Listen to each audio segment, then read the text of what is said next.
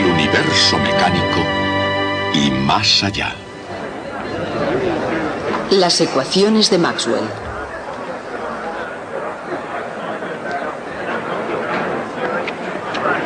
Cuando yo iba a la universidad, como ustedes ahora, hice un curso de historia moderna. Y en una de las clases dijo el profesor: y con esto damos por terminado el siglo XIX. Alcé mi manita con timidez y le dije: señor profesor, entonces éramos muy respetuosos, le dije: señor, usted ha dedicado 2 semanas a explicarnos la teoría de la guerra en el siglo XIX y no ha dicho ni una palabra sobre las teorías de James Clerk Maxwell. Esa teoría de la guerra en el siglo XIX es un tema de significación poco duradera, mientras que lo que hizo Maxwell afecta cada día de nuestras vidas. ¿No le parece que es una extraña distorsión sobre lo que es importante en historia? Después de todo, quizá no fuéramos tan respetuosos. Quizá molesto, o tal vez picado por mi pregunta, demostró que sabía quién era Maxwell y explicó brevemente a la clase lo que había hecho. El punto es que la historia de la ciencia es la hijastra de la profesión de historiador. La mayoría de los historiadores la ignoran precisamente porque no la entienden. Son como esos que buscan las llaves debajo de la lámpara porque es donde hay luz, aun cuando las hayan perdido en otra parte. Bien, les diré lo que voy a hacer yo. No les voy a decir ni una sola palabra sobre la teoría de la guerra en el siglo XIX. Lo que voy a hacer es hablarles sobre las bellas teorías de James Clerk Maxwell.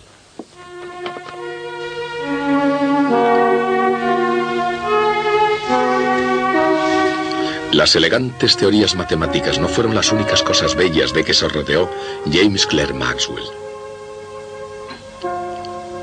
Estaban sus valiosos libros, por supuesto, y en el exterior de su bien amueblado estudio se encontraban las colinas onduladas de Glen Eyre, la propiedad familiar de Maxwell, a 2 días de viaje de Edimburgo.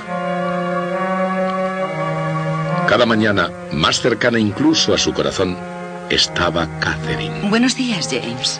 Oh, querida, ¿ya me traes el té? Te pones a trabajar y no sabes ni la hora. Se conocieron en Aberdeen, en el Marischal College, donde Maxwell empezó a enseñar en 1856.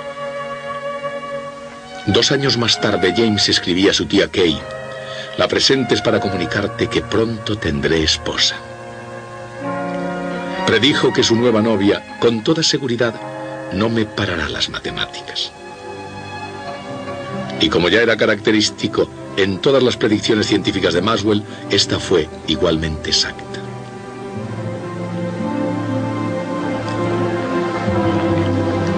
Maxwell no fue, por supuesto, el primero en hacer predicciones correctas sobre los profundos misterios de las fuerzas naturales.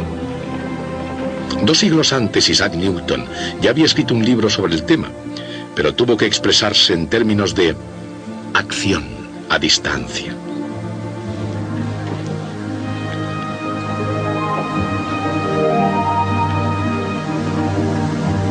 Esa idea llegó a aplicarse no solo a la gravedad, sino también a la electricidad y al magnetismo.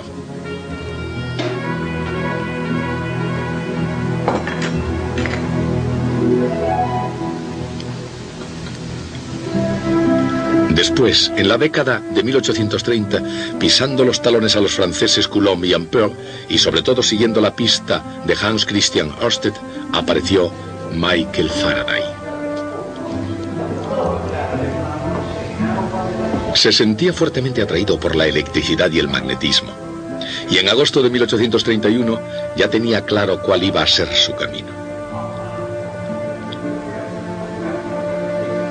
Faraday, tomando las cosas donde Ørsted las había dejado, confirmó que una corriente eléctrica puede producir un campo magnético. Y yendo más lejos todavía, demostró también que un flujo magnético variable puede crear una corriente eléctrica.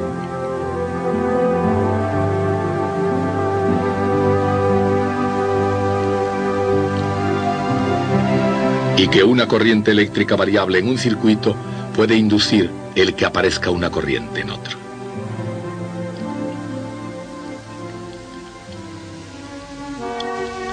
¿Este, James? Sí, ese, el libro de Faraday. Después de eso, y especialmente a la luz de descubrimientos similares del americano Joseph Henry, el principio de inducción en la naturaleza de la electricidad y del magnetismo estaba ahí porque el mundo científico pudiese contemplarlo. Y ciertamente en el interior de la casa de Maxwell, el libro de Faraday, Investigaciones experimentales en electricidad, era considerado como el texto definitivo.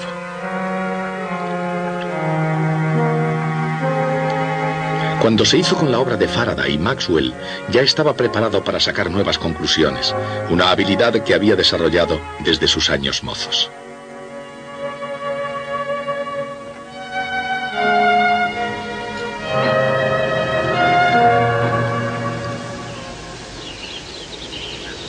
Cuando era estudiante en Cambridge, el profesor de matemáticas de Maxwell hizo la siguiente observación: parece imposible que él piense algo incorrecto en temas de física.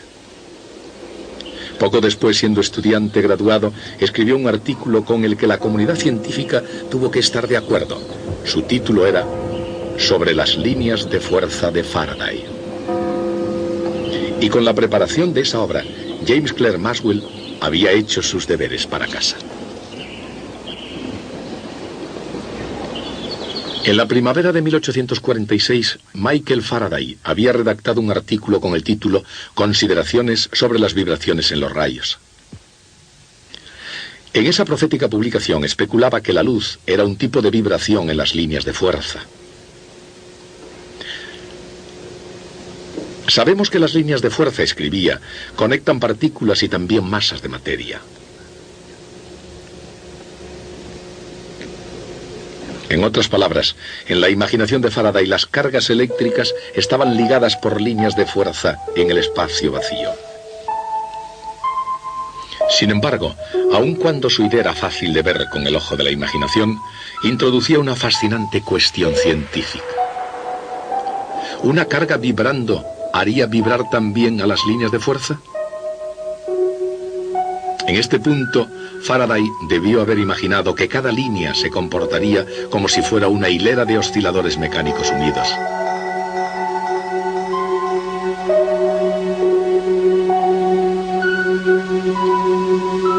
Y en ese caso, habría visto una perturbación propagándose a lo largo de la hilera, bien como onda longitudinal, bien como onda transversal.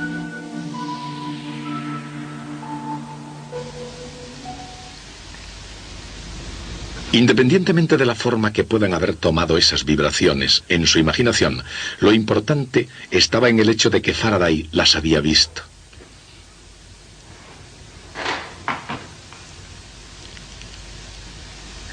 Y entre líneas, en alguna parte del libro de Faraday, Consideraciones sobre las vibraciones en los rayos, James Clerk Maxwell descubriría su teoría electromagnética de la luz.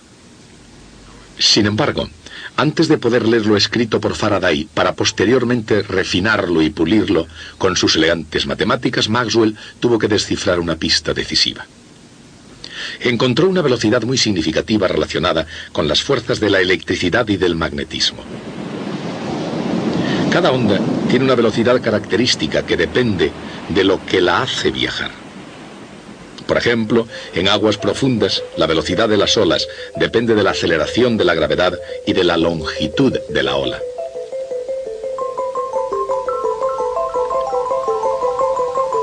En el aire, la velocidad del sonido depende de la presión del aire, así como de la densidad del medio.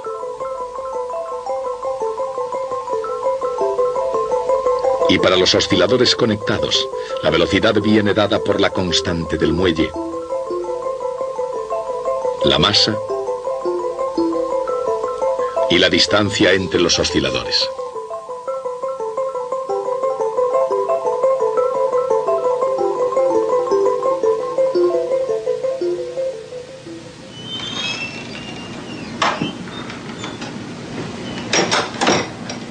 Había llegado el momento en que Maxwell se sentara a determinar la velocidad de las ondas en las líneas de fuerza de Faraday.